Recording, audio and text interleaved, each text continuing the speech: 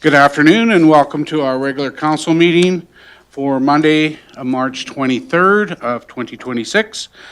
Welcome to everybody in our gallery as well as those people that are online for today's meeting. Look to council, you've had a chance to review your agenda. Is there any added items that you would like to add to the agenda? Seeing none, then I'll look down to 1.2, adoption of the agenda by consensus. Is everybody in agreement with the agenda? That is passed. Thank you very much for that. Adoption of the previous minutes from our regular council meeting, March 9th, 2026. I'm sure you all had a chance to review those minutes. Any additions or deletions? Councillor Kirsch. Section 7, Rise and Report, I think there needs to be a friendly amendment. Motion 2026-76 should read, the council accepts advice from officials regarding strategic plan as presented, and not just from officials. Thank you. Everybody good with that amendment? Councillor Overwater? Thank you, Mayor Daley. Should that be that council accepts the information from officials? Is that how we would normally word? That's fine. Are you good with that, Councillor Kirsch? Yeah. Okay. Everybody in agreement with that? Okay. Now, with the amended agenda, is everybody in agreement with it then? Sorry, not agenda, minutes.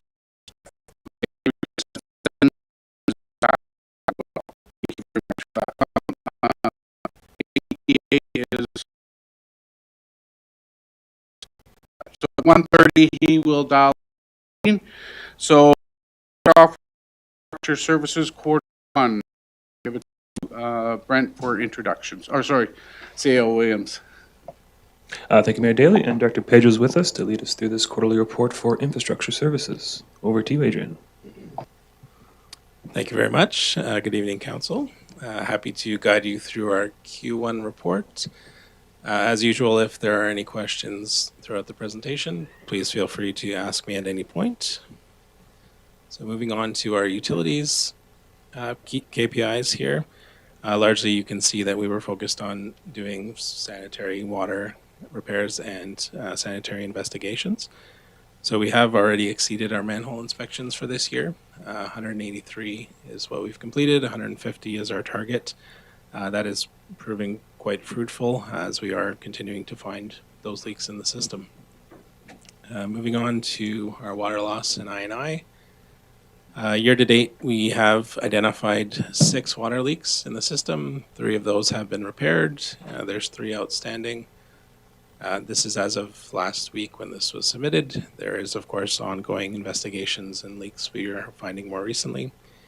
On the wastewater side, I did want to include just an image of the type of work that we're seeing. I appreciate this looks a little bit small on the screen here, but this is a sanitary service connection on a relatively newer main in the town, but there's an offset joint connection there. And so just highlights the plethora of issues that we're finding. And on that wastewater side, we've completed 6 repairs to date. Now, between water and wastewater, we are technically ahead of where we were last year for repairs. So I think throughout the rest of the year, we'll continue that momentum. Moving on to our water loss performance. Looks quite small. So happy to report for 2026 that obviously our numbers are down even further from 2025. So in 2025, we ended off the year quite strong. December was 10.57%. And as you can see in 2026, we are on average, that's 16.32% for the year in the first 2 months. So we're obviously making a difference compared to our 2025 annual average of 19.82. So I expect that this number will continue to go down as we continue our investigations. Moving on to wastewater loss. this is an even bigger comparison. So in 2025, we finished off the end of the year with a 30.73% average wastewater loss. So far in the first 2 months of the year, we are at 16.77%. Obviously a huge drop. Now I do attribute this drop to the investigations that we are doing based on our thorough camera footage on the sanitary system that we completed over the last year and a half, and then all the subsequent follow-up repairs and maintenance that we're doing on the lines. So very happy to see both these percentages keep continuing to drop. And because I like data far too much, I'm just throwing out the graph where we compare the distribution volumes on the water side for the last 5 years. You can see in January and February on the first two columns on the left-hand side, the purple line, or purple bar rather, is our water distribution volumes. As you can see, those are drastically lower than previous years. This just generally provides us with an outline that the repairs are working. We are sending less water out into the distribution system, hence why you see that trend falling. In the next slide is our wastewater volumes. This one has a little bit more content, but it's the same theme. So in the January and February numbers, we are seeing those volumes decrease, hence why they are lower than previous years. Now the scatter lines there are the precipitation amounts for each year. Now this is of course important in the wastewater system because it does help us track the effects of inflow into the wastewater system. We can see, for example, in February of this year, we had higher than the last 4 years precipitation. However, the wastewater volume was lower than in the previous 5 years. So that is just a direct correlation between how much precipitation we receive and how much gets into the wastewater system. So again, very good sign for our system that the improvements are working. Moving on to water meters, just wanted to highlight a quick summary on where we're at to date. We are at just under 1,500 meters installed. Phase 2 will be completed by the end of March. So far, for Q1, the meters have detected 2 service line leaks and 4 internal leaks. That's a pretty high percentage, so we are monitoring any info codes that throw leaks in the system, and we investigate accordingly. Phase 3 meters have been ordered, and that is going to be starting in the spring here. Moving on to Public Works. So as Council will see, we've been mostly focused on winter maintenance. We have spent quite a few hours on winter maintenance so far. Obviously a mix of precipitation we've received and the melt conditions that we're incurring at this point. And so that's kept us quite busy and throwing in 3 digs at the cemetery. And just getting into a bit more detail on the winter maintenance. We acknowledge this year has been quite busy for us. It's been an unusual amount of precipitation in the winter. And then in combination with the melt conditions that we've experienced have wreaked havoc on all the roads. So I just wanted to give Council a highlight on what that looks like on our end. So in total, we have 143 work orders that have been completed in Q1. And so that's just under 3 months. That's based on those work orders, we can assess that there's been 700 plus staff hours attributed to that. We have spent so far $81,000 approximately of our winter maintenance budget. I will remind Council that our annual budget for winter maintenance is $150,000. So we're over halfway there, just within the last month or so. But we're doing our best. The focus obviously has been on priority routes and red routes because of the activation levels.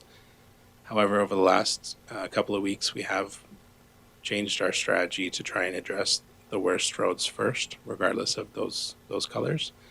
So we're doing our best to keep up on that, and thankfully this week we should be dealt with all of those locations at this point with the melt that's happened, of course. And just moving on, on planning and infrastructure.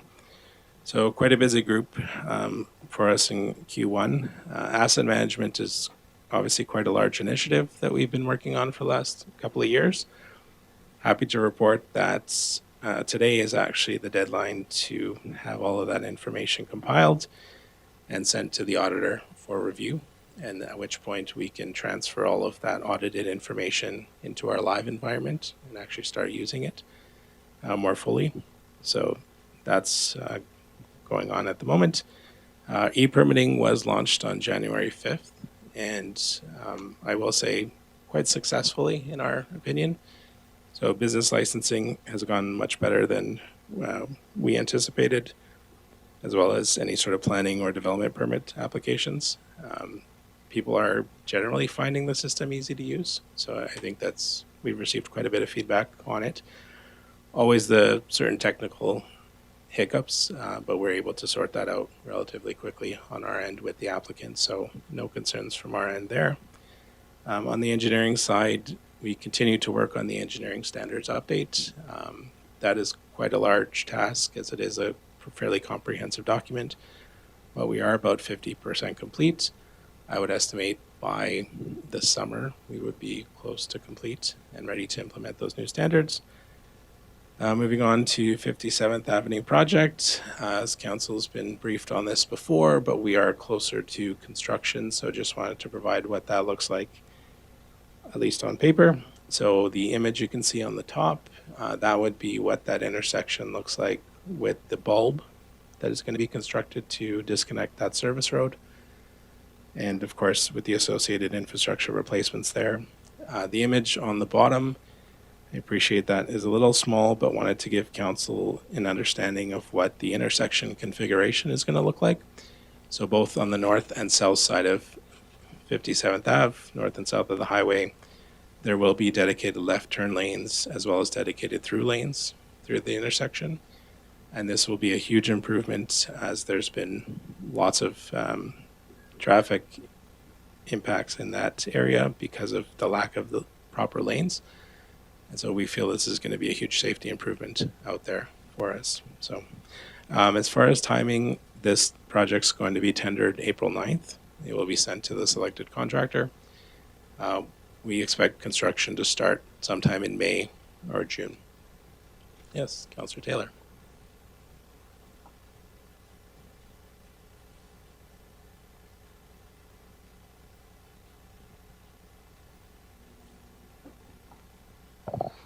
Thank you, Director Pedro. Just a quick question about the timing of how this is all coming to pass. If I understand correctly, this is all a part of the Highway 27 functional plan that was wheels started on that back in 2009. I'm curious, so why are we prioritizing this intersection versus any of the other recommendations that are in that plan? Thanks. So fair question. So the impetus for this is actually not the functional plan. So the impetus is the sanitary main on 57th Avenue, north of Highway 27. So through our investigations, that is the section of sanitary sewer that needs replacement. And that's priority over all the other sanitary in town. There are multiple segments of that pipe that have collapsed or are missing, and excessive deflection and cracking. And so that piece of sanitary sewer is at a very high risk of failure. So that's the impetus for the improvement. And along with that, we look at the intersection and any other improvements that need to be made there. So we will be addressing the storm sewer at the same time, which has some capacity issues, and then addressing the service road intersection. So because we're ripping it all up, we consider all of the aspects, which is why we incorporate that Highway 27 functional plan. Cielo Williams, and then Chad, you can have. Thank you, and sorry to interrupt. I think through you, Mr. Chair, just to jump on Councilor Taylor's question and Adrian's response. I think what you mean is probably referring to the bulb design, perhaps. So even though this intersection, we're doing it because the sanitary has collapsed in areas leading north from the intersection to Shannon Drive, this design is what's recommended by Alberta Transportation in the Highway 27 functional plan, and hence how it appears here. I think that's just addition. Councillor Taylor? Thanks, Mayor Daly. And through to Director Pedro. Yeah, it was just that's a fair clarification as to what is being done. I was just, I guess, curious on the why. Is there going to be, as we proceed, are we going to be expecting to see more of these service roads being closed down as we implement more of these recommendations from the Highway 27 functional plan? Thanks. And just if we understand what kind of timeline we're looking at on that. Thanks. Fair question. So if there is any town work adjacent to a provincial intersection, we would certainly consider the functional plan and trying to best incorporate that design into that, whatever intersection that may be. Now, that being said, offhand, I don't believe that there would be any within the next 5 years that we would address. That would strictly be based on what infrastructure the town needs to replace adjacent to the highway or intersecting the highway. Don't quote me on it because I don't have my capital plan in front of me, but I wouldn't suggest that that's going to be a project in the near future at any other intersection. So,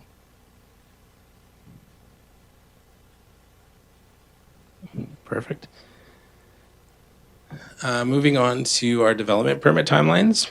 So something that's been back and forth for a while now in these reports is actually presenting our comparables.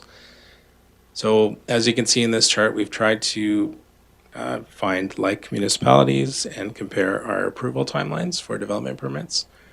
It is rather difficult to get specifics. Generally, municipalities don't advertise these on their websites, so it does take a lot of contact directly with their planning staff. Now, that being said, I did highlight in red the Town of Olds timelines for all the different uses, permitted uses, discretionary variance, and council or MPC. And we are quite a bit lower than comparable municipalities. So council has asked me on multiple occasions, how are we doing in relation to other municipalities? I think this confirms that we're doing quite well. So we're very much below comparable municipalities. So I think our team is doing a fantastic job there.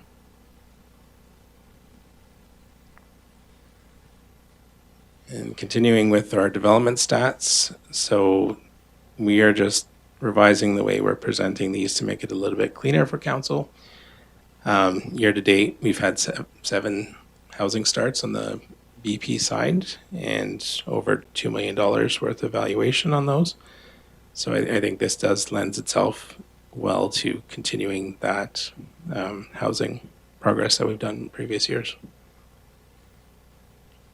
Moving on to development permits statistics. Already this year, we are just under $10 million in valuation. Largely that is in sort of that multi-unit other category at 8.8 million. But similar to the building permits, this does indicate that things are progressing on a development permit perspective. So very happy to see that.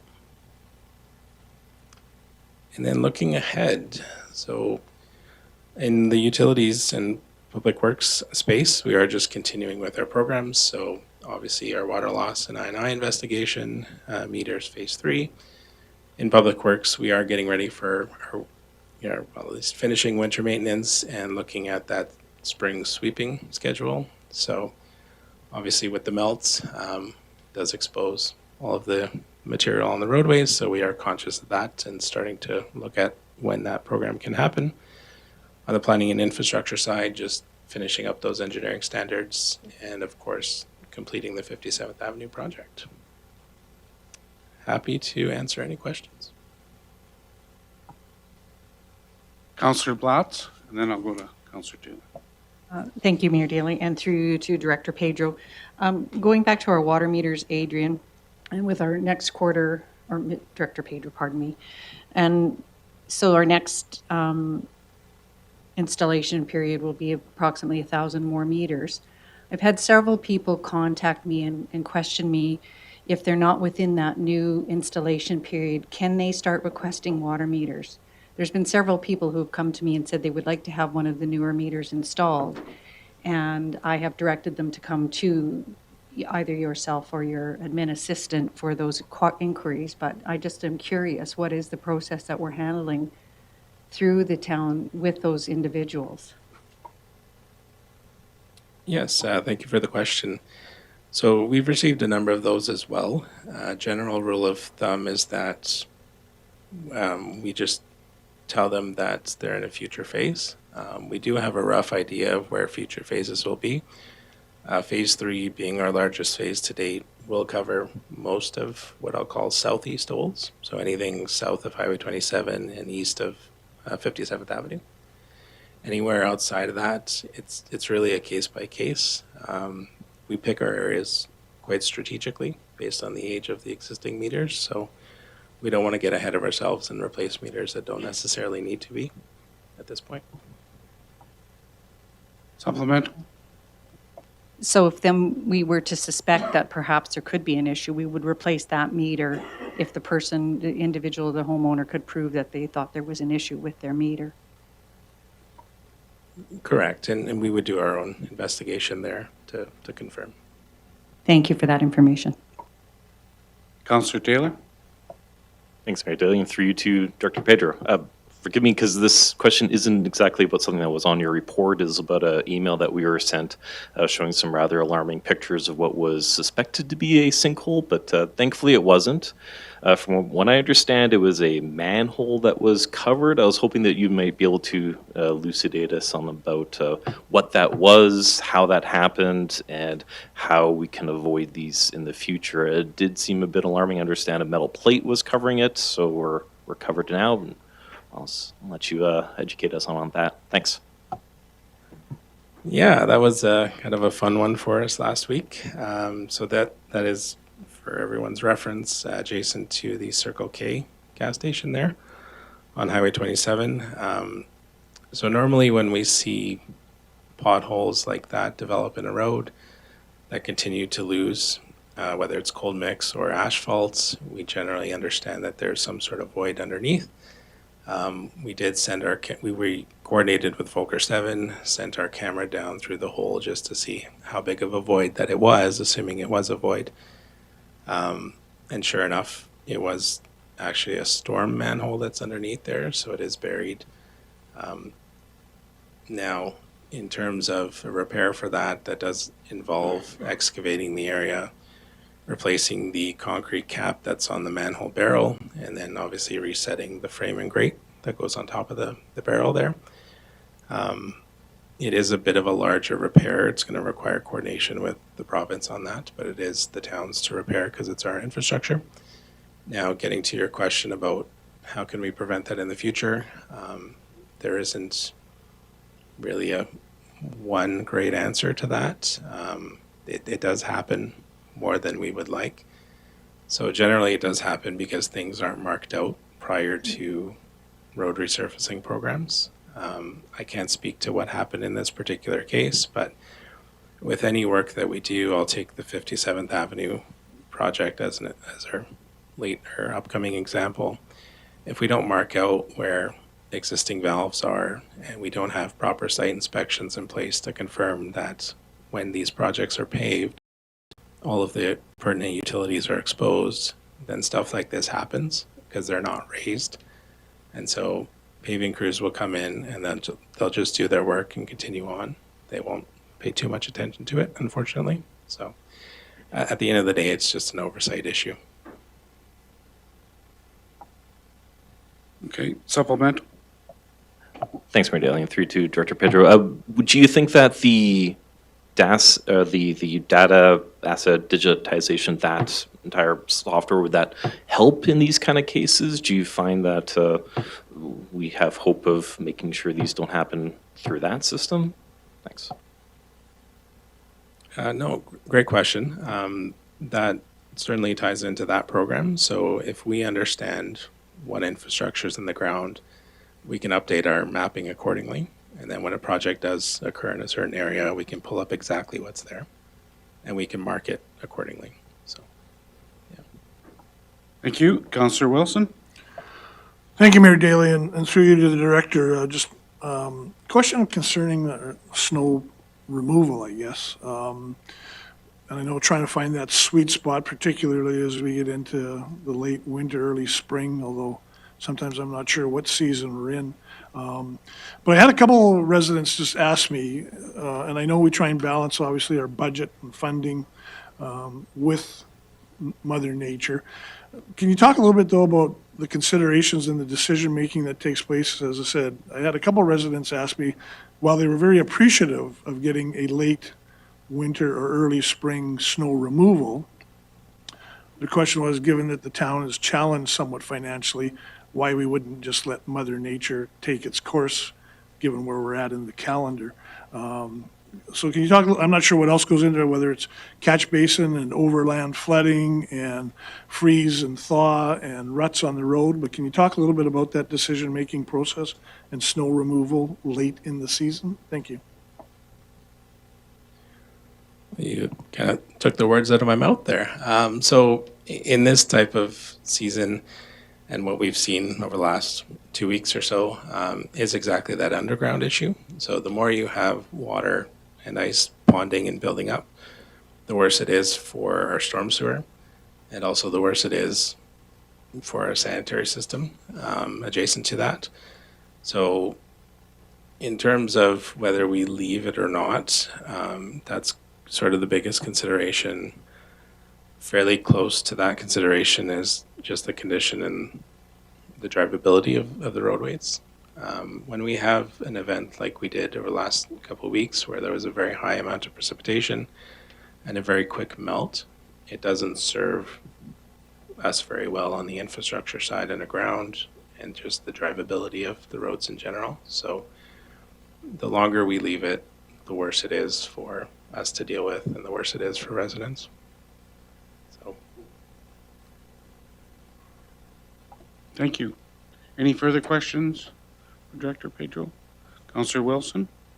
Thank you, Mayor. And again, through you to the director, I have just a short, snappy question here. Page 11, and specifically the manhole inspections. Can you remind me, the target is a Q1 target of 150 or 150 is a total year?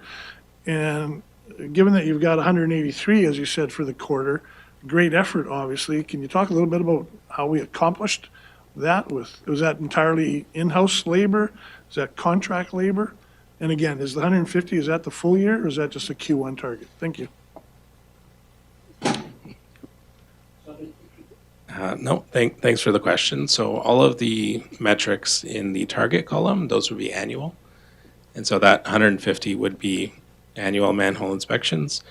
Now, manhole inspections, as far as the annual number, it's quite variable. So it really depends on the number of melt or rainfall events that we have. The more that we have, the more that triggers us to go out and do inspections at that time, because it does help when there's actual precipitation and we can see that in the manholes. And so largely based on that 183 number was what we did there. And that's all in-house, so we don't contract that out at all. We do have a fairly robust and easy-to-use process built up in Citywide that our staff can use. So it's relatively easy for them to do an inspection. At this point, it takes, on average, per inspection, about 10 to 15 minutes. So it's not too bad, but it is one of those tools that we have that's very effective in finding I&I. So it's very important. Thank you. I have a question on the 57th Avenue redo there for the underground services as well as partially of that intersection. Have you got any information that you can share with us at this point, whether we're going to be within budget or how it's looking as far as the bidding process to this point? For sure. No, at this point, we will be over budget, rather over the initial estimate. So we will be bringing that back to council during spring budget adjustments for that discussion. There is a bit more work there than initially estimated, which is causing those costs to go up. Well, I guess we'll all look forward to that, won't we? Thank you. Is there any further questions for Director Pedro? Councillor Kirsch. Thank you, Mayor Daly, and through you to Director Pedro. Once we get rolling on that 57th Street project, what's the estimated timeline? How long will that road be inaccessible, or will it be completely blocked off? Can you give us an idea of what that's going to look like, please? Yeah, absolutely.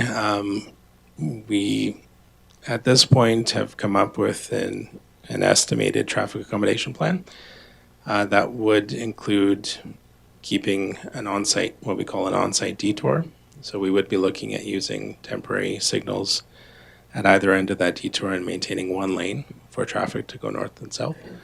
Now, we can't confirm that 100% until we do select a contractor and see what their plan is, and then we negotiate what that looks like. But on a high level, that's currently what our plan is, to maintain traffic through the zone there. And that would be on the West Boulevard. Oh, sorry, thank you. Estimated timeline is 6 to 8 weeks on the high end. Good, thank you. Any other further questions? All right, well, thank you very much for your report. Lots of information there, and looks like things are progressing well. Councillor Wilson. I will make the motion that council accepts the Infrastructure Services quarterly report as presented for information. Thank you. Any further questions or comments? Okay, seeing none, all those in favor? That is passed unanimously. Thank you very much. Thank you, Director Pedro, and your team for all the work that you do. CAO Williams, are we ready for item 3.1? Yes, if, Darren, can you hear us okay? I can hear you. Can you hear me? Have you loud and clear? Apparently my camera isn't working, so you can't see me, unfortunately. No problem. So are you able to share your screen? Do you have that enabled? It looks like I'm trying at this time.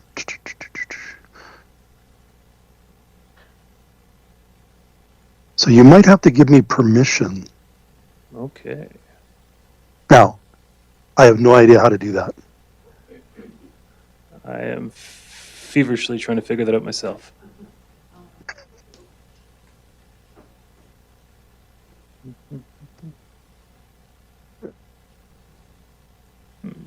Let's see.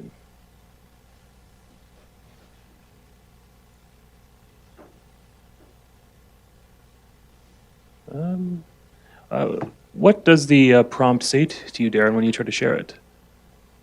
Okay, so share. It says share screen, windows, or tab. Then it says select a tab to select. Hold on here. I think we're close. Okay. Share.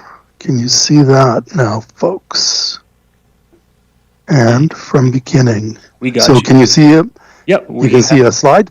Yep, we have you loud and clear. So I'll just do a brief Awesome. introduction for council, and then Thank you. we can get started. So Darren Bourget is the Regional Compliance Manager with Alberta Environment and Protected Areas. He's based in Calgary, and he has been the town's contact for the last couple of months on the data center file. So today, I'm doubting he can talk about specific projects in detail, but certainly I've asked him here to provide council with an update and an overview of Alberta Environment's role in data center approval and specifically the items they look for and how they work in conjunction with the AUC process. So Darren, I just realized I didn't know how to pronounce your last name. I guessed at it, so apologies if I got it wrong, but I'll hand it over to you, please. Thanks so much. Name bang on. Current role, I think you described me as the Regional Compliance Manager, which was my former title. And because we work with government, I have a new title. It's Regulatory Assurance Manager. So, as was described, certainly the Regulatory Assurance Manager for the Calgary District. Just quickly, our team is responsible for approvals, compliance, and emergency response activities within the district. And I've got a really quick presentation that hopefully provides a high-level overview of our approvals program, after which, if time allows, I'd be happy to answer any additional questions that you might have. At a high level, approvals are required to ensure that proposed projects that could affect the environment in an adverse way are reviewed and that those effects are mitigated. Specifically, EPA authorizations, they certainly support and promote the protection of the environment and are drafted to protect the quality of air, land, and water.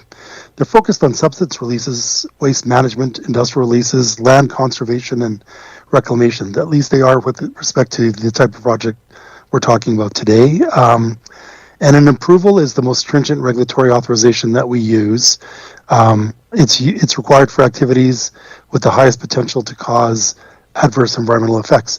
We also have tools such as code of practices, which are designed for more lower risk type activities, but approvals are definitely the most stringent tool that we have in our toolbox. Water Act authorizations really manage water quantity through the issuance of licenses that I'm sure most folks are pretty familiar with, and really manage water quality through approvals for activities that are within a water body. So those are the two main parts of the Water Act that apply to this particular project. Both acts set out in detail what activities require approvals and the process for obtaining those approvals. Just a quick kind of overview of where the jurisdictional boundaries are. EPA has jurisdiction over pollution generally, hazardous substances, and defines specified activities that have the potential to affect the environment. AI projects that are generating their power on site are specifically defined as power plants under EPA, and we've been regulating power plants in this province for any number of years now, so have a pretty good handle on that particular industry. Through legislation, municipalities have been granted considerable authority to regulate private land use. As I'm sure you folks know, generally through bylaws, municipalities have the ability to decide what kind of developments will be allowed and what kind will be prohibited. Specific land use planning matters, including the siting of provincially regulated facilities such as this particular project, are a municipal responsibility. And that responsibility includes addressing public concerns such as property values, which we've heard in prior examples, certainly things like traffic, noise, and light pollution. Of interest probably to you folks as well, for AI projects, the AUC, that's the Alberta Utilities Commission, regulates the utility sector, natural gas and electricity markets, and really make the public interest determination for projects such as this. As another point that I want to highlight is that we will review an application, but we will not make a statutory decision until the AUC confirms their approval for a project. The department typically employs a 5-stage authorization review with the primary components highlighted in red on this particular slide, and that I'll discuss in a few of the following slides. To summarize, however, the application submission is the starting point for us, and it contains a review to make sure the application is administratively complete. Of note, this is the current status of the Synapse application. We're at stage 1, essentially. From there, there's a notice of application, which includes public notice as per legislative requirements. There's our technical review, which certainly includes a review of all the technical information, but also may include supplemental information requests from the proponent, internal and external referrals if needed, and First Nations consultation. Step 4 for us is really a decision to issue or refuse to issue an approval. And it's a formalized statutory decision. And the final part that we often talk about quite a bit is the provisions for appeal. An appeal for both the Environmental Appeal Board for both APIA and Water Act decisions. The application the approval and registration procedures regulation really provide a list of all the information the applicant must provide. This portion of the review process is focused on confirming that the application is administratively complete. Essentially, that the application contains all the required types of information for public review and to proceed with the public notice. At this stage, the application does not necessarily need, to have all the detailed technical information for that part of the review. The goal at this stage is not to determine that the information is necessarily completely accurate, but rather the goal is to ensure that there is adequate information so that we can provide public review on this file. An important component of the PIA is to give the opportunity to potentially affected stakeholders and the public at large to provide input into the review of applications that require an approval.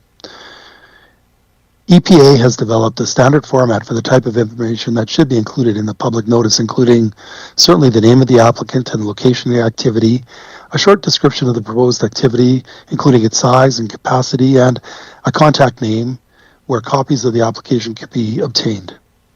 It should be noted that the public notice of the application is made before any of the technical review commences.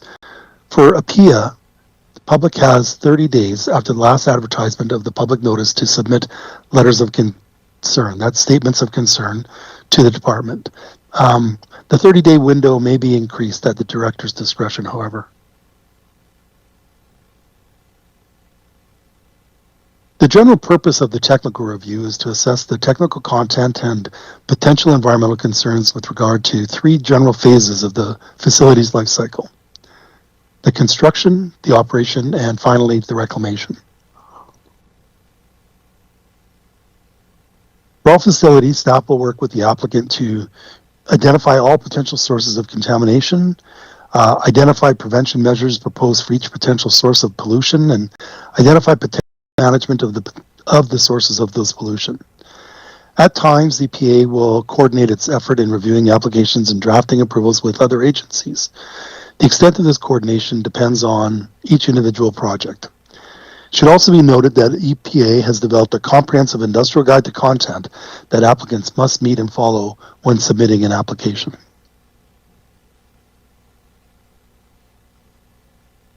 If the decision is to issue an approval, the authorization will certainly set the limits. Limits for acceptable levels of pollution will be determined and specified in the approval and will be based on existing standards, guidelines, and policies, and will be consistent with similar facilities across the province. The approval will set comprehensive monitoring requirements, which in turn provide a measure of performance relative to established limits, standards, or guidelines. The monitoring ensures that pollution control equipment is operating effectively and finally provides an early warning system for potential problems and contamination issues. The authorization will also establish the facility's reporting requirements. Those reporting requirements will require that the approval holder immediately report any contravention of a term or condition of the approval, develops a reporting schedule to ensure that the department is well aware of any issue or potential concern, and ensures that the reporting frequency is sufficient for review purposes, for example, both monthly or annual reports.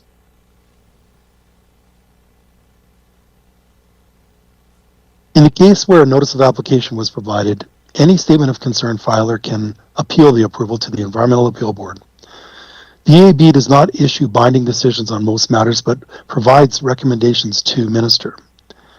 Minister makes the final decision on whether or not the decision under the appeal should be confirmed, reversed, or in some way varied. The Minister's decision can be further reviewed by a process called a judicial review.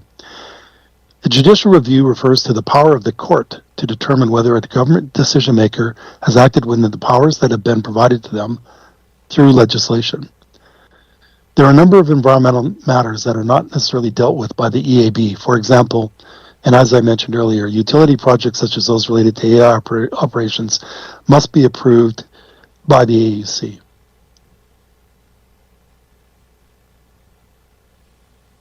Finally, I'd like to just quickly summarize. Approval conditions detail specific operating requirements that all projects must meet.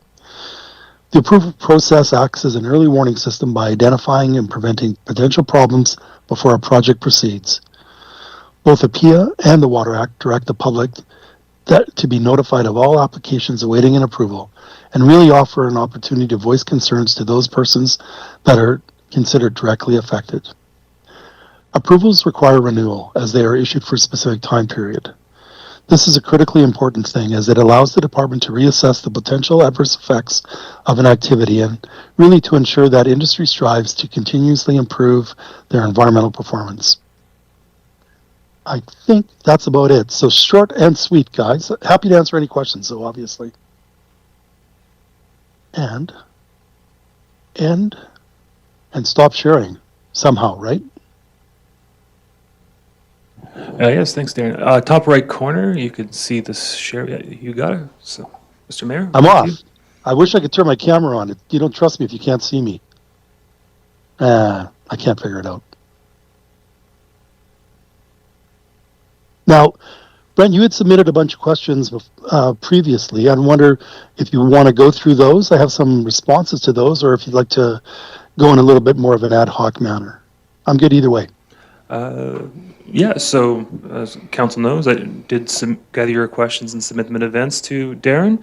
Did you want me to go through that list with him, and you can stop for supplementals or follow-ups? Yep, that sounds like a good idea. Thank you, CEO, and thank you, Mr. Bourgault, for your information. So I'll turn it over to CEO Williams to moderate the question session here. Okay. Awesome. So- Thanks, Brent.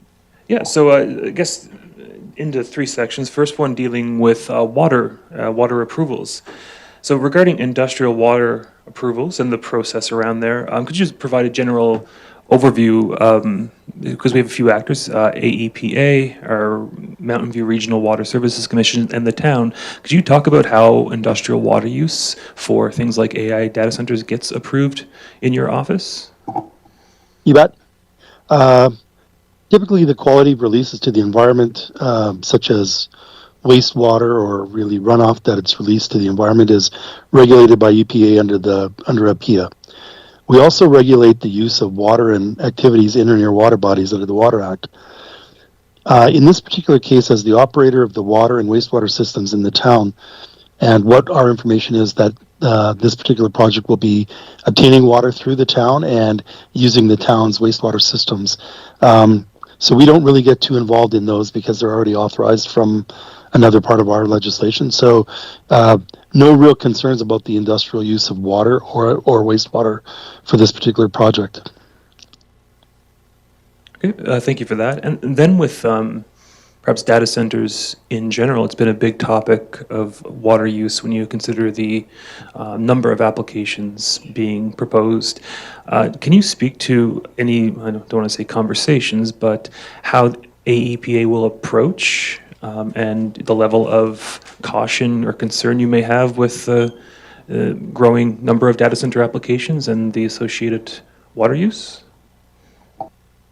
Yeah, you bet. I can't really say for certain about all the data center proposals being considered, but those that have submissions in the Calgary district have indicated they'll be using air-cooled systems and recirculating water coolant system, which certainly will minimize their water needs.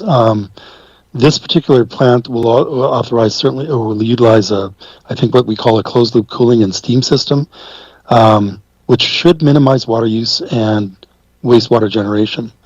They've also indicated they'll use state-of-the-art water recovery system for reuse and recycling of any of the wastewater that's generated. So I guess in a sense, we think that at least will minimize impacts on water through these closed-loop systems. Most of them are also getting water from a municipal system for the most part, and through the licenses of a municipal system. So, in some respects, it's up to the municipality to understand if they have the amount of water that they need to support an industry like this. They'll also have they'll have some storage on site for makeup water if they need to. So I think for the most part, we're not overly concerned. As we had been initially when AIs were first coming around, they didn't seem to be closed loop systems, and so there was a concern, certainly in the south, and certainly with drought and everything else that we have on our table, that there would be a significant water need. We just haven't experienced that though so far with these ones. Okay. Just a brief follow-up on one of your comments about wastewater effluent. If, say, for example, a closed-loop water system that may be treated with a chemical to keep it cooler or reduce bacteria has to be purged from the system, what is AEPA's expectation around getting permission, or is it between ourselves and, let's say, the city of Red Deer to ensure we're following AEP guidelines around how water is tested before it's released?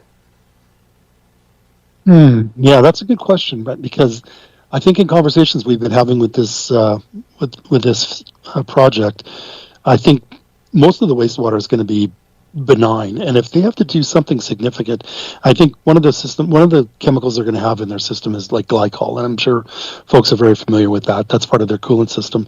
If they had to recover water out of their system for some reason, the discussions we've been having with them is that wouldn't be discharged into the municipal system, but would be collected and then disposed of at an appropriate facility. You may have additional kind of testing that you might put on Synapse in this case, but for the most part, I wouldn't expect there to see any impacts from a chemical perspective, a contaminant perspective, because they recognize they're going to have to collect that separately and dispose of that at an approved treatment facility. So I think it's pretty minimal. I guess we'll unpack it as we get into the application discussion.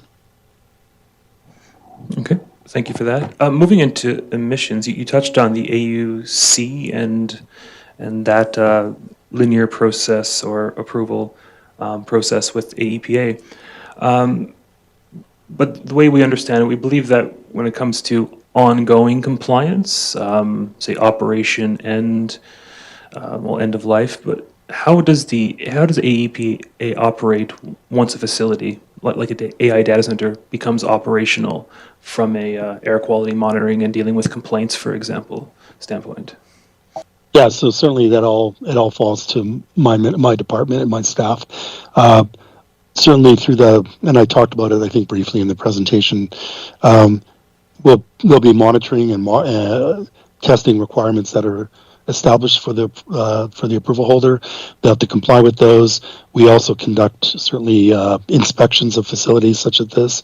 We respond to public complaints, but it is certainly all with us. The AUC is sort of out of that realm. And so if you want to think about it, the AUC is responsible for determining whether the project is in the public interest and considers environment, wildlife, property value, noise, visual impacts, land use considerations, local municipal economics, among other issues that might be raised. But EPA, regulates the activity of constructing and operating and reclaiming the power plant and its effects on the environment. So think of us certainly as the oversight from an operational perspective.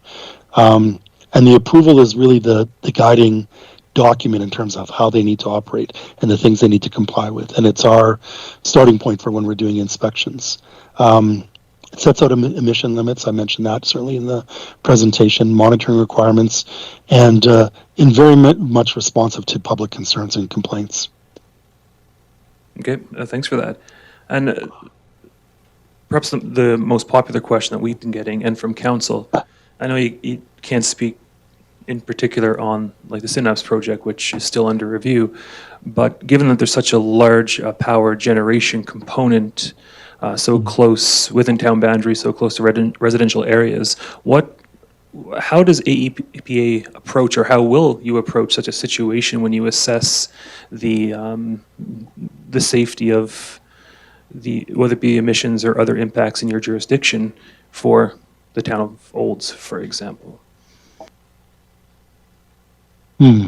So a comprehensive approval document will be built off of the modeling information that's provided to us, and the modeling is not a mid up to, but it's actually to really be super protective of the environment and of the public. And so my expectation is that any of our authorizations, certainly through the monitoring that we require companies to undertake, both ambient and source monitoring, that then we're monitoring and managing any sorts of issues that come up. They're meeting our limits. And then I guess as a follow-up, it's our auditing process. It's our assessment process that then continues to verify and ensure that the public's being protected. Okay. Not sure if, Brent, I answered your question on that one. Yeah, I think you probably answered it as best you can, given that it's a very specific issue under consideration right now by your department. But kind of a bit of a follow-up, I guess. If applicant, I believe the term I could find was exceedance exemption. If an applicant does not meet the thresholds established by whatever regulation or legislation, what is the process AEPA looks at to consider an exceedance or a variance to approvals? If they can't meet their limits, we're going to be requiring changes at the facility level to meet those limits. And so there's a variety of ways we can do that through an amendment, and we have the ability to amend the authorization. We can also use some of our more, overt compliance tools, asking somebody to voluntarily meet, or even ordering them to meet limits. So there's a variety of tools we have, both through the approval process, which is our preference, obviously, but also through our compliance process to really compel folks to do what they need to do to meet our limits.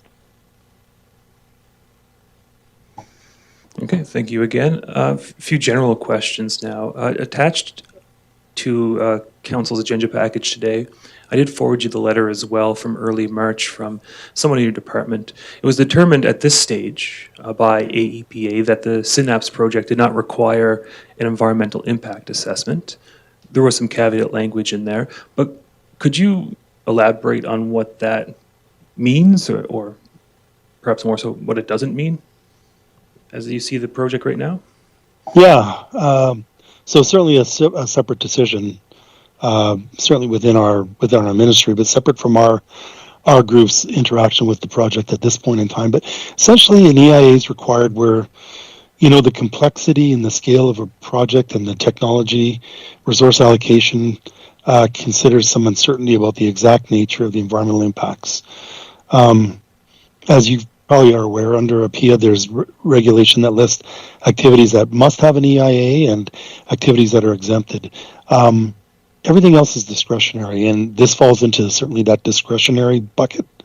I think essentially I would say this is a natural gas. We view this project as a natural gas-fired power plant. So generating power through natural gas. We've been regulating, as I mentioned before, certainly regulating the sector when it was coal-fired, but as we transitioned away from coal and into natural gas, we've been regulating a number of these facilities throughout the province. And none of the technology that's being utilized here is anything different than I think we would see in any other power plant, just that the purpose of it is for something different here. It's to generate internal power to move the AI needle the way it needs to, obviously.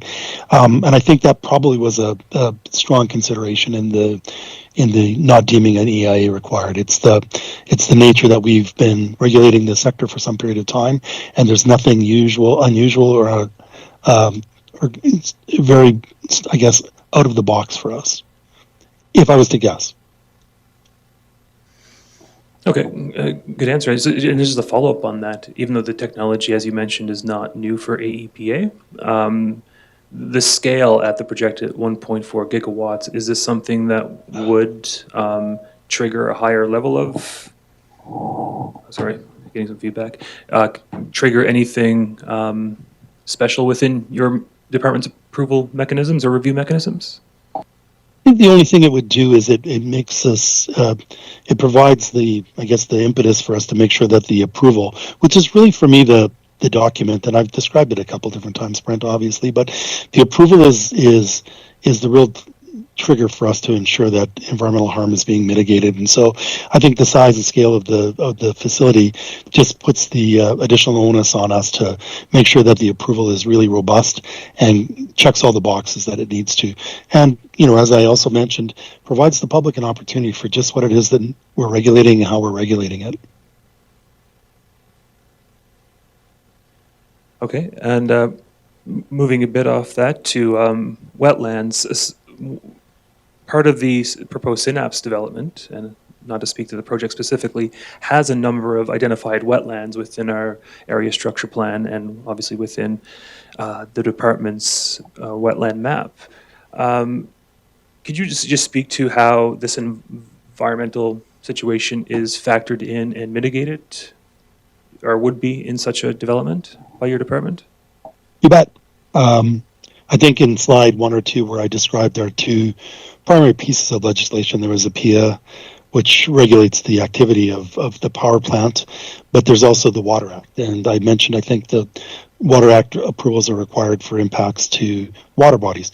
In this case, the wetlands are identified as water bodies, and if they are to be removed, and I think we've been having discussions for the most part for the facility to try to avoid doing that as much as possible, but any that do need to be removed as a course of construction on this site will need to be compensated as per the wetland policy. So we have a comprehensive policy that looks at the quality of a wetland and then calculates compensation that's required to be paid to the ministry to undergo wetland restoration in another part of your particular district in a compensation manner. And so we'll be following through with essentially with our wetland policy, with the ability for a proponent to compensate for wetland loss, and then to convert that compensation into defined wetlands in other parts of, like I said, the district or region.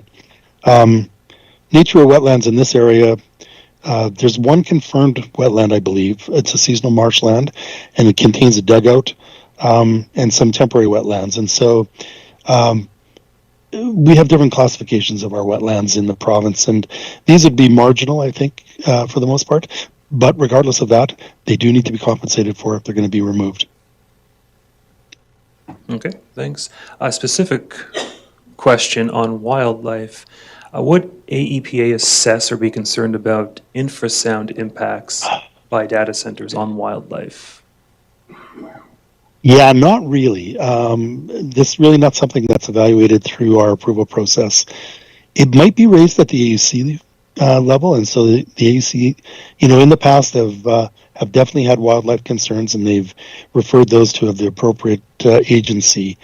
All I could say in this particular case is all of the information we have so far about this particular project indicate that the diesel engines that'll be used for backup power, they're going to include acoustic enclosures to try to minimize noise to the greatest extent possible. How that impacts, I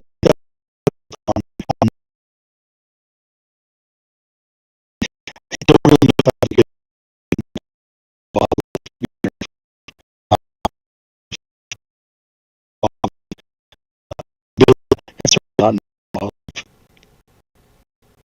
Could you just speak briefly to a role, if any, in AEPA as should it commence, advertisement, for example, get into the third step? Yeah, I think it's we like to be as joined as possible with respect to local municipalities. Your role is certainly one of, and we've had this before. You can, I'm not suggesting this is the case in this particular example, but you can certainly be an appellant. A local municipality can appeal our decision.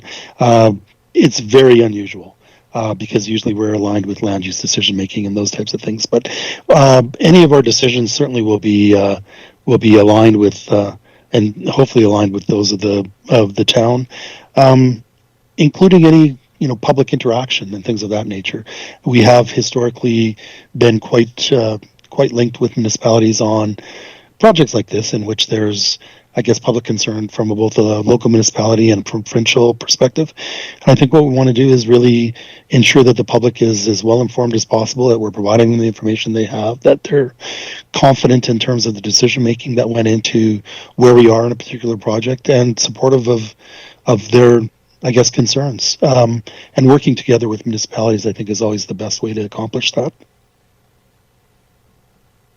Okay, so Mayor Daly, I'll turn it back to you to see if council has more questions on top of that list to ask Darren. Thank you, CAO Williams. I'd look to council now for any additional questions that you may have. Councillor Wilson. Thank you, Mayor Daly. you to Darren.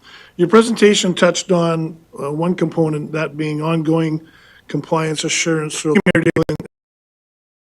Darren. Your presentation touched on one component, that being ongoing compliance assurance throughout the life of the project.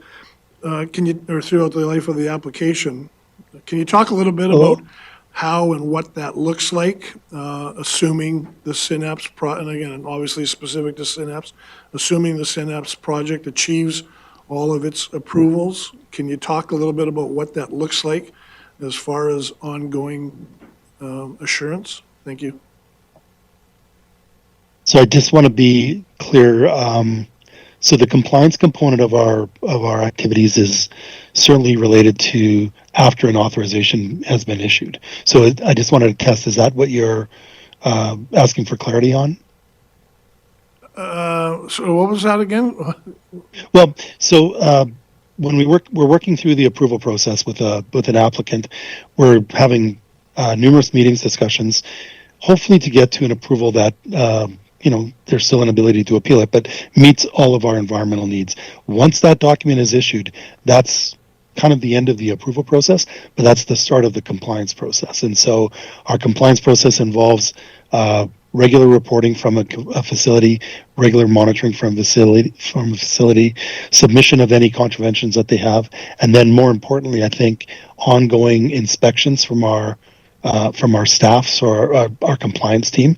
And so verifying compliance with respect to that authorization that we had provided to them. And so the compliance piece is just an ongoing life cycle component of what we do on a regular basis. We'll be following up with the facility in a number of different ways, both desktop audits and actually attendance in the field, outside of reactive responses to public complaints and things of that nature. So proactively assessing compliance. If I gave the impression that there was a compliance component during the approval review process, that wouldn't be correct, because the facility's not even constructed or built yet. I need the operations to commence before I can commence compliance activities. If that makes sense, folks. Yeah, no, and that's exactly where I was going. Sorry, so I guess my question maybe was not adequately worded, but yeah, once the proponent is in the steady state operation, that's what I was looking to have addressed, and I think you did that through your response, so thank you. You're very welcome. That's probably my fault, not yours. I'm sure it is. If you could see me, you'd see me nodding. Thank you. Any further questions from council? Councillor Krush. Thank you, Mayor Daly, and through you. You touched briefly on residential. I'm trying to figure out how to word this. What weight do you put on proximity to residential when looking at a project of this scope? I think the weight is primarily through the modeling that we require. So the modeling, because it's close to a residential, or really to the public, I don't want to make it residential as opposed to something else, but close to the borders of where the public are. And I certainly know where this particular facility is proposed to be. So the modeling and the limits that we put on the modeling is really where we lean in on that particular case. And so it's the understanding what the emissions are, the modeling of those emissions, and how they potentially can impact residents. And so the modeling will inform the monitoring that we require for a facility, the limits that we place on a facility, those types of things. So it starts with our modeling, and the modeling is different in urban setting than it is in a rural setting that's away from the general public. So it's all tied to our air monitoring directive and the components within that and the requirements that we require from that. Supplemental? Thank you. And then, assuming we get into the compliance phase of a project, what recourse do residents have if they feel a project like this is not living up to the expectations? Do they have any recourse through the EPEA to make complaints, or where does a resident stand if they don't feel that the project is being run properly? Certainly through the complaint process. We have a vigorous and well-known response to complaints. Certainly they have to be factual. It can't just be, I mean, it's going to have to be based on fact, but to a large extent, we get this all the time, certainly, and it's something that's well grounded in our processes in our organization. So public complaints, really it's the cornerstone of our compliance program, to be very honest, and we require that kind of feedback from the public to understand if something needs to be done or addressed. So yeah, I would say there is always a recourse for the public to get involved in a concern that they may or may not have with respect to a facility. Okay, thank you. I'll go to Councillor Taylor and then I'll come back to you. Councillor Taylor, please. Thanks, Mayor Daly, and through you to Mr. Bouget. Pretty close, pretty close, by the way. My Not apologies. bad. If No I'm worries. understanding correctly, the effects of infrasound will not be evaluated on the Synapse project in particular. I presume the diesel engines aren't producing a high enough energy level. To your knowledge, has there been a project that produced high enough amplitudes of infrasound that the AEP was concerned about the impact on wildlife? Thanks. Not to my understanding. Noise is a tricky one for us to regulate, and it's not really part of our regime from an environmental perspective. So there may be information out there. I'm certainly not aware of it, and it's something that I think would be difficult for us to work into our current process. Thank you. Councillor Wilson. Thank you, Mayor Daly. And I will admit, unfortunately, in high school, I failed physics. So when you start talking about amplitudes and low frequency, I'm at a loss. But you've addressed the question relative to low frequency noise and its effects on wildlife. I just want to clarify for my simple mind, will your review look at the effects of low frequency noise on the area residents or the area, whether that's a 200-meter buffer, an 800-meter buffer? Will you be looking at low-frequency noise impact, I guess, on humans and surrounding businesses? Thank you. No, we will not. For noise, we have certainly deferred to the AUC, which have noise bylaws, but to be very honest, also to local municipalities. We've quite often deferred the noise piece to what's appropriate for a local municipality and what's meaningful to a local municipality. So between the AUC and folks like yourselves, I think that's where we're looking for the noise component of this. Noise for us isn't a substance that is very well understood or regulated. We're looking at pollutants, things that we can quantify and measure. Noise is a tricky one, and I understand you can measure, through decibels, noise and stuff like that, but we don't have any real limits that we can apply to it, so it'd be very ineffective. Thank you. And the question I have then, just to clarify then, is that the line of approval is that the AUC completes their investigations and their reporting, whether it's a reject or approval, that's when AEPA gets involved after that process is done? No, very much concurrent. It's just that we won't make a decision until we're confident that the AUC has approved theirs. And so I think in the issue and the interest of expediency and the fact that there can be certainly a parallel process, we'll be proceeding with a bunch of our kind of process as I've described in a few of my slides, but we won't render a statutory decision until certainly the AUC has signed off on it. Excellent. Thank you. Councillor Wilson. Thank you, Mayor. And just to clarify again, as part of your review, so when you're talking pollutants and so on, do you look at all at abandonment remediation and any issues there with pollutants, or is that too far into the future for you folks to be looking? Thank you. You mean with respect to the facility itself? Correct, yes.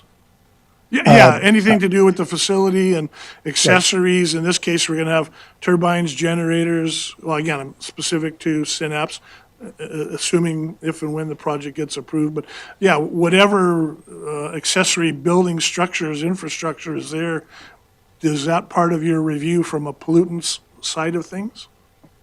Yeah, it very much is. I mean, I think ongoing pollution issues would be ones that we would determine through monitoring that we may require the facility to do. But I think I described our process as really being focused on the life cycle of a facility, both the construction, the operation, and then the reclamation. That reclamation bit is, I think, the key to your particular question, in that in order for any facility of this, is that land is now deemed specified land. And so that land, in order for it to be closed off, in order for the approval to be finally closed, and an operator to be removed from responsibility somewhere down the road, obviously, they have to obtain a reclamation certificate from the department because it's specified land. That reclamation certificate will address any contamination issues are there. The goal of that rec cert would be to return land such as this back to what we term an equivalent land capability. And so, we're involved in the cradle to grave, for lack of a better word, of a facility. I hope that makes sense. Excellent, thank you. Any further questions from council? Comments? Councillor Taylor. Thanks, Mayor Daly. Through to Mr. Bourget. How do you approach a project such as this that's the first of its kind, and just trying to evaluate, like, what's your confidence in evaluating such a project when it is as large as it is? I presume that the natural gas generation, you said you're very comfortable assessing that. Just kind of curious how your approach to that. Thanks. Yeah, I mean, so certainly, as I mentioned, and we've talked about a little bit, the power plant itself is not going to be unusual for us. And the backup emergency generation power isn't going to be that unusual for us. So I think we've got a pretty good grounding in that.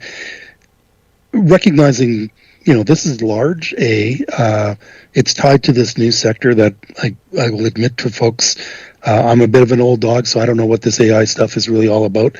I just want to go and play hockey. But the fact of the matter is, we are working on a regular basis, like we wouldn't do on most projects, but we're meeting on a regular basis with the proponent here, and I mean weekly basis, just to really understand everything with respect to this, so that we have a really, really good handle on this. We're working quite closely with the AUC and hopefully working with the town itself. We want to make sure that we're aligned here as much as possible, recognizing this is a sector that does seem to be growing and is prevalent, and I can't get away from it, and I don't think any of the rest of us can either. I think the answer to your question is that, we're not just letting our systems run here, but we're actually having these face-to-face meetings and really trying to unpack and understand all of the kind of nuances associated with this particular sector. Making sure that we're able to do this right, making sure that we're answering all of the public and your questions, and making sure that we're making a sound, informed decision. Thank you very much. I hope that gives some comfort. Thank you. Councillor Wilson. Thank you, Mayor, and through you to Darren, and guarantee you this is my last question. So as you go through your process, and I'm getting a better and better understanding of the process, a better comfort feel, I guess, and the interactions that are taking place, is it possible, again, through your setting of limits or thresholds, whatever you want to call them, and again, I'm talking specifically in this case to the Synapse and what's being proposed. Is it possible that from an intensity and scaling perspective, the size of this project, that it may come and say, it doesn't work at what's being proposed by the developer, but a smaller scale could work? Is that a possible eventual outcome, or am I not making myself clear? Thank you. Well, you're making yourself very clear. That would be unusual, I would suggest. I think our usual approach is, if there's issues, we're looking for mitigation strategies. And maybe the mitigation strategy would be to reduce the size. That's typically not where we lean in. It's more of, if you can't meet a limit, it's to improve your pollution abatement equipment so that you're able to then achieve that limit, say, for example. And so from, I guess, our experience, and my experience particularly, usually there's a way to solve a problem. If there's an issue, it's not, I don't want to make light of this, but it's not that complicated to solve the problems. It only takes a commitment more than anything else. And so once we kind of achieve that, The scaled back component would be something that I haven't really experienced, to be very honest. Thank you. All right, any further questions, comments? All right, I'd like to, okay, thank you, Mr. Bogo, for attending here today and giving us so much information. It's very enlightening, so thank you very much for your time today. You're very welcome. Obviously, at your disposal for any other further questions, anything. And certainly, if I see there's members of the public there, hopefully that you feel comfortable to contact our department too. We're not in the state of being able to make real specific comments on the project yet, but we will be soon, and we'll be able to answer hopefully your questions then. So hopefully we'll be hearing from you folks as we move through the process. Neil Williams. Thanks, Mayor Daley. And Darren, could we get a copy of the slideshow just for our minutes, if you don't mind, emailing it to myself? I will certainly do that after I answer 25 emails. It's fair. And try to pass physics A, and then also figure out what all this AI stuff is about. Challenge accepted, eh? All right. Thanks. Yeah, you bet. I'll get that to Take you in a care. bit, Brent, for sure. Cheers. Take care. Adios. Thank you. And I'll ask on Councillor Blatz, please. Thank you, Mayor Daley. And thank you again to Mr. Bogo for being here today. I move that council receives the Alberta Environment and Protected Areas Report as presented. And could I also ask that perhaps maybe would we include this slideshow on our webpage? Would that be something we would do as well, including in the minutes so that other people can have a look at it and access it? Thank you. Thank you, Councillor Blatz. Any further discussions or comments? Okay, seeing none, all in favor? That is passed unanimously. Thank you very much. So that concludes our Section 3 of delegations. We're going to move down to Section 4, business. And 4.1 is Development Permit 2026-0029. And I'll turn it over to CAO Williams for introduction. Thank you, Mayor Daley. While I'm scrolling here, Nathan Hill, Development Officer, is with us to lead us through the next two items. Nathan, go ahead. Excellent, thank you. First application that I have here for you is an application for a maximum front yard fence height variance from 1 meter to 1.83 meters at 4098 50th Ave. Council's heard this application before on February 23rd and expressed an appetite for additional information. Information has been collected. A brief overview. This is maximum fence height variance along the northeast, the southeast, and the eastern portions of the parcel. The southern fence is going to be a black metal accessory fence, as I'm showing on page 34 of the agenda, and the east and the east and the north is going to be a wooden panel fence. The applicant has provided a number of reasons in support of this application. The purpose of a maximum fence height of a meter is to allow essentially neighbors to look after each other if there's any vandalism occurring in front of people's houses. Having a short height fence allows a neighbor to observe that. This parcel doesn't have a ton of of neighbors. So that purpose is a bit mitigated here. So thank you very much. And I believe the applicant's also here if there's any additional information needed. Thank you. Thank you. Mr. Hill, is there any additional information that the owner would like to come forward with that we haven't heard already? Oh, sorry. We'll need a mic for you. Thanks, Kristen. Don't want me to yell? Yeah, we need your name and address as well. Thanks. My name is Christine Haggerty, and my address is 4098 50th Avenue, and I'm the owner of the property with the co-owner, oh, right there, in the orange hat, Darcy Dobush. So the area structure plan that is planned for now north of that property also shows that the last time I looked at it anyways, it would be a multifamily dwelling going right to the north of us. And that would be on that section of the fence that is deemed to be 3.5 feet high.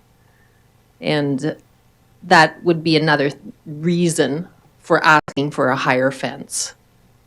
Besides the fact that we are beside a farmer's field. Right now, that farmer has indicated he is not in of great interest of developing the land at this time.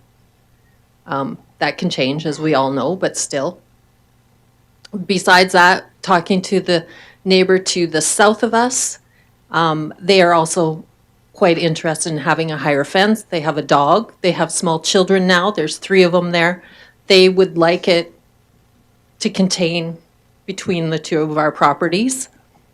And we're on the outskirts of town. We're not in town. And we're set quite back, and I think you can see that from the real property report. We're not your typical property in town. We are an acreage. It was built when it would still belong to the Mountain View County.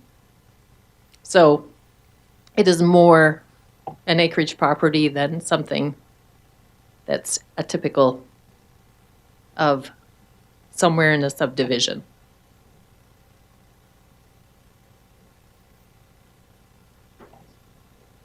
Councillor Blatz?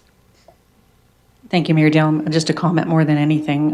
As I approved this on the 23rd of February, I can really see no justification not to move forward on this application today. As it's indicated, it is an acreage type property on the north end of town, and I really see no further issues with this. I can support it again today. You bet. Thank you very much. And we have additional information today as well, which could be decision-making as well.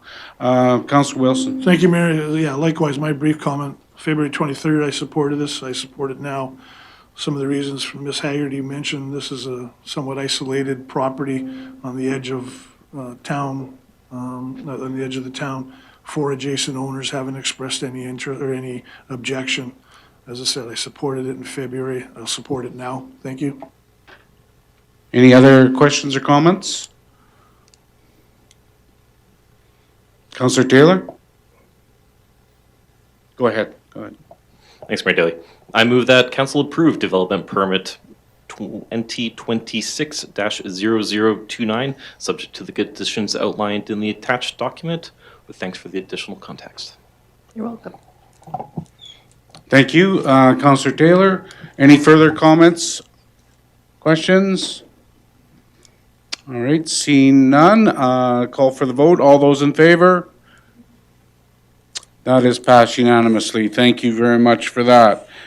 All right, we'll move down to 4.2, Development Permit 2026-003. I turn it over to our planning, Mr. Hill.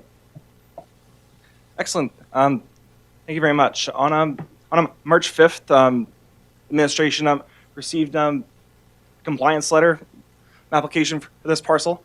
On our review of the RPR, it was noted an accessory building was located closer to secondary frontage, as shown on page 38 of your agenda package. There's a textual standard in the land use bylaw an accessory building cannot be closer to a secondary frontage than a primary dwelling. Because this parcel's on a corner, it's closer to the western boundary than the house, and because it's a textual standard, not a measurable, council's development authority on this application. The applicant provided reasoning in support of his variance application, and administration generally agrees. 51st Avenue here functions essentially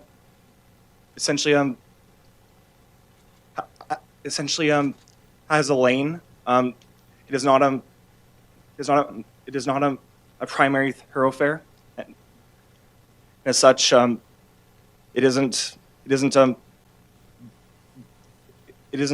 impactful in the surrounding area with its existence closer to the property line.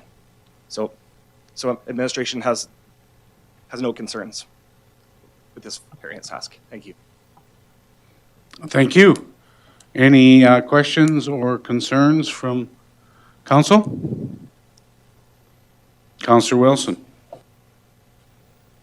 Okay. All right. I guess go ahead. I don't see any other hands up, so. All right, thank you. Make the motion that council approve development permit 2026-0033, subject to the conditions outlined in the attached document. Thank you, Councillor Wilson. Any further comments or questions? All right, seeing none, all those in favor? That is passed unanimously. Thank you very much for that. Move down to 4.3, Municipal Policing Committee Bylaw 2026-08. Turn it over to C.L. Williams for introductions. Thank you, Mayor Daley, and this is Director Andrews getting set up there. This Municipal Policing Committee bylaw is brought before council based on 2025 changes to legislation from the province of Alberta, mandating that all municipalities must either establish their own policing committee or join a regional committee.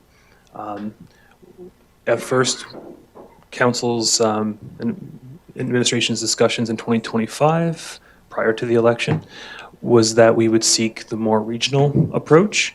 It turns out we were the only ones, and the province has requested that we now consider our own standalone committee. Justin may be too polite to get into the politics of it, but the province still has no idea what they want these to look like, and there's a lot of, I would say, different directions or lack thereof coming from Edmonton on this file. So keep that in mind as Dr. Andrew goes through the presentation and as you ask your questions about how you would like this committee to look based on the bylaw at hand. So turn over to Justin. Thank you, C.A. Williams. As mentioned, again, the background on this document was it's mandated through the provincial government, and so we we're a little bit behind the times on getting this established simply because of the election in the fall. And if you also recall that you had spoke at, I believe, Alberta Munis regarding the potential of trying to collaborate with a policing committee of municipalities that share our detachment. So in this case, it's Town of Olds, Mountain View County, Town of Bowden, and Red Deer County and Kneehill County that all have service tied directly to the Town of Olds. And the answer came back that that was something that they might consider in the future, but not today. Looking at the bylaw, it's a very basic bylaw, essentially establishing the framework of what the committee does. A lot of this material comes right from the Police Act and the requirements of the provincial government informing this committee. Again, the highlights of it are that the intent of this committee, it's not a police commission. It does not direct policing activities. It does not oversee the police force. It does not take complaints. or resolve conflicts. It is merely a public engagement opportunity to provide feedback to the policing entity of choice, which is the RCMP, and act as a liaison with council. So the framework of the council or of this committee is that we've set it a very basic opportunity to meet at least 4 times a year to provide feedback and input onto the annual policing priorities that are established to the RCMP. But council ultimately still retains that right and authority to determine those priorities. What we do see this committee doing is acting as a great liaison with the community.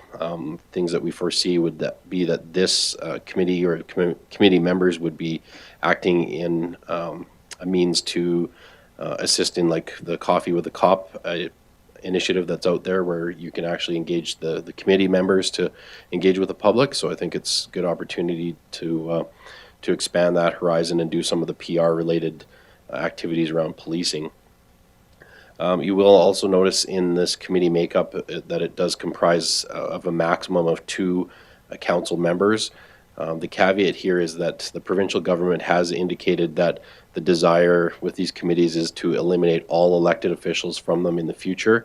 In fact, they talked that that might even come in 2026, but it has not happened as of yet. So that could come down the road, but for the time being, I felt that instituting 2 council members was common practice for most other municipalities with the bylaw, and then comprise the committee of up to 5 members. So you'd have 3 public at large. One of the pieces that is to be known with this as well is that it's through mandate of the government that all members of this committee have to be vetted with enhanced security clearance through the RCMP. And that's more formal than just a criminal background check. It's actually a very intensive interview process with questionnaires and an interview with an RCMP officer, searching your background to make sure that there's no ties to any kind of criminal activity or behaviors in the past that would be undesirable in a situation where you may be privy to more information than would be generally provided to the public as far as policing or tactics and things like that. So when the bylaw is put into place, then we would be looking to do an open invitation or advertisement for council to consider the application of citizens, and then the vetting process would go with that application for the enhanced security check going forward, which can take, we were told that it could be anywhere between 3 to 6 months optimistically, and it could be longer depending on the backlog. And this is happening in municipalities all throughout right now. With that, unless you have any questions, or I would be happy to entertain any questions, sorry. Thank you, Director Andrews. Any questions? Councillor Taylor. Thanks for dealing through to Director Andrews. Regarding the composition of the group, as the committee is supposed to represent a diversity of everybody in Olds, not everybody in Olds has much experience with the police.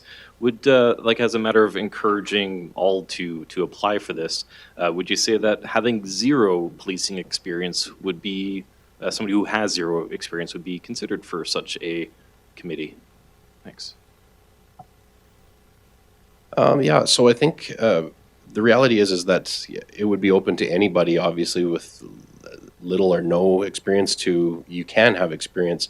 There is provision in the bylaw that indicates that if you are an employee of law enforcement, currently you're not eligible. You are eligible if you are a previous employee of law enforcement, but there has to be a 2-year cooling off period, as stated in the guidelines from the province about eligibility.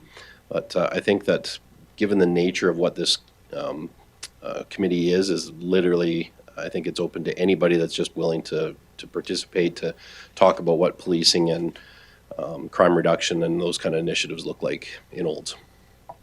Perfect. Yeah, that's what I'd like to hear, just to encourage those, even though they feel like they might not have much to contribute because they don't aren't really involved with policing. I would say that they should still try. Thanks.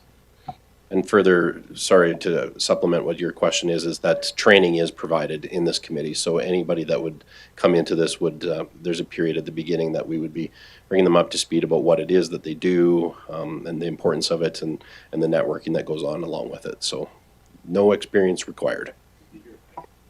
Good, thank you. Councillor Overwater. Thank you, Mayor Daley.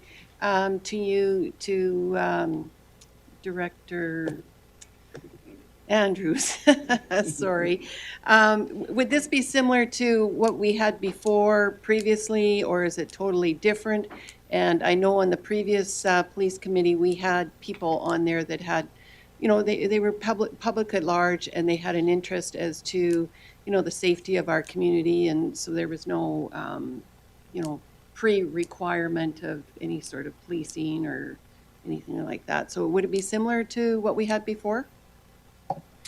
Yes, very similar in structure and nature for sure. So the demographic of people that would be seeking, 100% the same. It's public at large, anybody that has interest, obviously. And then the structure and format is somewhat similar. There's a few more defined roles. The previous iteration of the policing committee that was formed, there was still some lack of clarity, I guess, of the specific role, and it was kind of working to figure that out before it ceased. This has come back a little bit more firm that, in fact, not a little bit more firm, very firm as to what the direction is from the province about what the role is. So this gives us a really good framework to work from, to work for it. Yeah.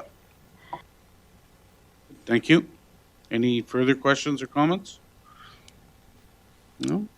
Okay, it looks like we're going to go for all three readings here, as well as unanimous consent here. So I've got Councillor Overwater for the first motion. Thank you, Mayor Daley. I move that bylaw 2026, am I on the right thing? Yeah.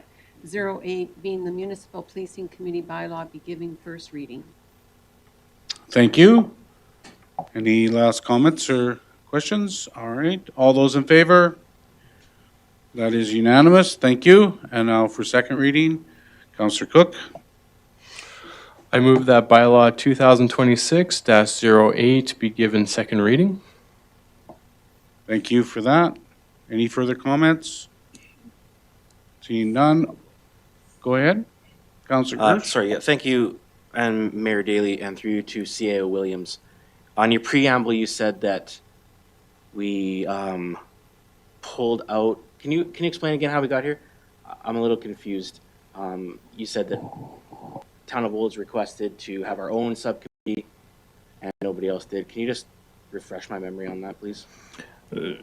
Sure, and through the chair. So in 2025, when the province introduced the mandatory committees, you had an option, create your own committee or join a regional committee. The town felt at that time a regional was the better option. So we selected to go that route. The province didn't get really any other interest in a regional committee, and then requested us to withdraw essentially that request. Now, when we, in the fall, some members of this council and myself met with the Minister of Public Safety, who oversees the policing contract in Alberta, and we requested a hybrid approach. That one weird thing about this policing arrangement is that we're unable to form a regional committee with, let's say, Bowden and Mountain View County, which the old attachment services. Just how it's structured in the federal and provincial relationship, it wasn't permitted by this regulation. So we requested the minister perhaps consider this option, that we can approach the county, approach Bowden, perhaps approach Nehill County, which also serves part of there, and form a multi-community committee. That was also turned down. So we're here with our own standalone committee as requested by the province. And I think the goalposts are changing a little bit as it evolves. Things like background checks for committee members is going to be interesting just because the scope of it. But this is the best I think we could do right now until it changes again. Thank you for that clarification. Yep, thank you. All right, so we got a motion on the floor from Councillor Cook. All those in favor? That is passed unanimously. And now for the Councillor Blatz for unanimous. I move that unanimous consent be given to bylaw 2026-08 be presented for a third reading. Thank you. Again, I'll ask for any final comments or questions. Okay, seeing none. All those in favor? That is passed unanimously as well. So we'll move on to third reading. Councillor Wilson. Thank you, Mayor. I make the motion that the Municipal Policing Committee bylaw 2026-08 be given third and final reading. Thank you, Councillor Wilson. Again, any comments or concerns? Seeing none, all those in favor? That is passed unanimously as well. Thank you very much for that, everyone. All right, we're going to move on to item number 5 in our agenda, council reports. Just going to scoot down there.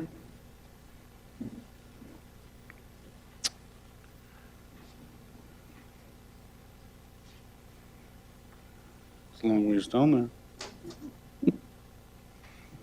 Okay, so we have a report from, first on the docket is Councillor Blatz. Any highlights that you'd like to give at all or anything? No? Thank you for that. The next is Councillor Overwater. No? Okay. And then we have, Councillor Overwater put in 2 big long pages. Holy man, she's been busy. Go ahead. Comment, Mayor Daley. I missed getting the February one in, so I got the February one in, Oh. and then I also submitted the March. So there's February and March. Thank you. Thanks for the explanation. Councillor Taylor? You're good? Okay, Councillor Wilson? Any highlights? And Councillor Cook? I'm pleased to report that elections for the annual general meeting for the library board here at the Municipal Town of Olds Library Board, I was elected to be chair of the board on Wednesday. So I will continue my capacity as the chair for that board. Thank you very much. Congratulations. Thanks for stepping up for that. I missed the date to get mine in as well, so I got a little bit of a verbal here. I know I'm so bad. I know. So in my report, you'll see I have submitted one to our legislative clerk, Ms. McKinnon. So I attended several community events on behalf of the council in town, Alberta Municipalities webinar as well on the 2026 budget. I attended that. Midtown Mayor's Caucus and Mayors and Reeves meetings. I have attended those as well. Participated in meetings with Minister Long in regards to our Alberta provincial building downtown. Attended grant presentation to BARAG. There was a federal minister there, Minister Ochesky, and she's the minister for responsible for prairie economic development.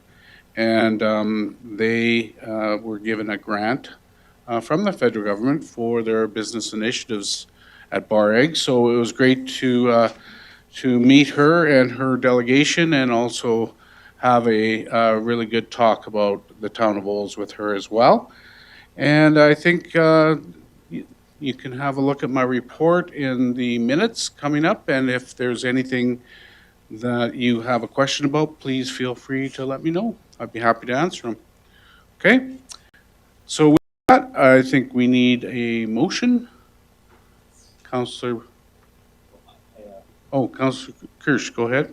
Following Mayor Daley's lead, I was a day late submitting my report, so it'll also be included in the minutes. Marcy has it, and yeah, I'll remain on top of that. Okay, do you have any highlights you want to include in that, Councillor Kirsch? Pretty standard month. I was able to attend the what was the title of it? The Women's Excellence in Business Awards ceremony, which was quite nice. There was a great presentation on the history of women in business, and I found that quite enlightening, to be honest with you. Thank you, Councillor Kirsch. And we look forward to your report in the agenda package, as with mine. Councillor Overwater. Thank you, Mayor Daley. And yes, we get to vote now, so that is very good in Alberta. We get to vote. So yes, I move that the reports from council, boards, committees, and commissions ending March 23rd, 26 be received for information. Thank you very much, Councillor Overwater. Had to throw that out there. And in fitting motion, I'm going to ask for all those in favor. Yay. Hey, there we go. That is passed unanimously. Thank you very much for that. And so moving down to item 6, correspondence and information. You can see there that there's several emails that have been received by town council and answered. And so they are in a link on the bottom of your agenda, so you can click into those and see those. Topics include water meters, snow removal, a letter from Trees Canada, and of course the data center correspondence. So at your leisure, you can have some reading material there. Councillor Overwater. Thank you, Mayor Daley. I'm glad to see these letters and responses in our agenda, because I feel the public needs to know that we are answering these, and it is taking an overabundance of time of our staff to answer the same question 16 different times, and we're giving the same answer. So I'm glad to see, and I think going forward, these letters all should be in the agenda with responses to and from. Just my opinion. C.L. Williams. Thank you, Mayor Daley. And Councillor Overwater's comments just reminded me of a question I got last week. What's considered correspondence to council and what's not? Email that comes to administration, those generally aren't included in council correspondence. So other emails we get, like at the planning or admin emails, those wouldn't be here. But just for those now watching at home, emailing the mayor or council, that will cause it to end up here. That's how the process works. Administration, we don't include all of that unless requested. So. Thank you. Okay. No questions or comments? Councillor Kirsch? Go ahead. I move that the correspondence and information report ending March 23rd, 2026 be received for information. Thank you for that. No final comments, questions? Okay, all those in favor? That is passed unanimously. Thank you very much. And item 7 is closed session, so I would ask for somebody to make the motion to go into closed session.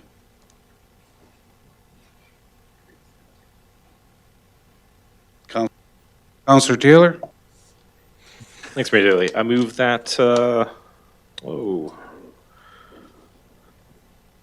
that council move to closed session to discuss the item number 1, ATIA, Section 20, disclosure harmful to personal privacy, the public at-large appointment of the Olds Municipal Library Board, and item number 2, ATIA, Section 19, disclosure harmful to business interests of a third party regarding a land matter, at 2:53 p.m. Thank you. Oh, no, yay. People know. Who did you want left in the room? Okay, and so all participating? No? You don't have to say that anymore. Well, learn something every day. There you go. All right, so we have a motion on the floor to go into closed session. All those in favor? And that is passed unanimously. So with that, I'll read when council goes into closed session. For continued participation in the virtual council meeting, stay online in the stream meeting platform, and the meeting stream will be replaced by a graphic. When the graphics are removed, that will indicate the meeting is ready to reconvene. So with that, we'll take, do we need to take a few minutes here?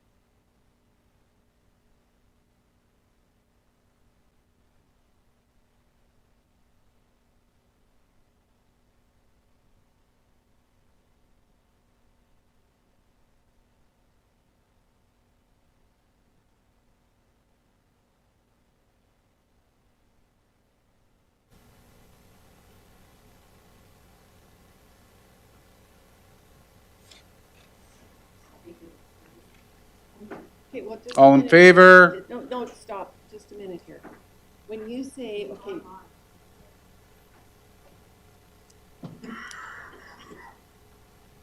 Okay. All right, so we had a motion from Councillor Blatz to come out of closed session at 3:52. So thank you for everyone for your patience, for those of you that are still online. So as it pertains to item number 1, disclosure harmful to personal privacy, public at large appointment, Olds Municipal Library Board. Councillor Kusch. Regarding item number 1, I make the motion that council table this matter and direct the ICC committee to bring this matter back to a future council meeting. Thank you. Any further discussion or questions? Councillor Blatz. Thank you, Mayor Daley. So just for public clarity, we are seeking clarity on the attendance issues experienced with the county member attending only 2 out of the 11 meetings, either not at all or partially. So that's what we're seeking clarity on? That is correct, Okay, yes. thank you for that. Any other comments or questions? Councillor Overwater. Thank you, Mayor Daley. Do you want to say appointed county member? Oh, okay. Thank you. Anything further? Seeing none, call for the vote. All those in favor? Passed unanimously. Thank you very much. Moving on to item number 2, disclosure harmful to business interests of a third party. I'll call on Councillor Cook. In regards to item 2, I move that council direct the CAO to negotiate a land deal for the Long Sky lands and bring forward to council for approval. Thank you for that. Any further comments or questions? Seeing none, I'll call for the vote. All those in favor? That is passed unanimously as well. That brings us to adjournment, and I would like to adjourn the meeting at 3:54 p.m.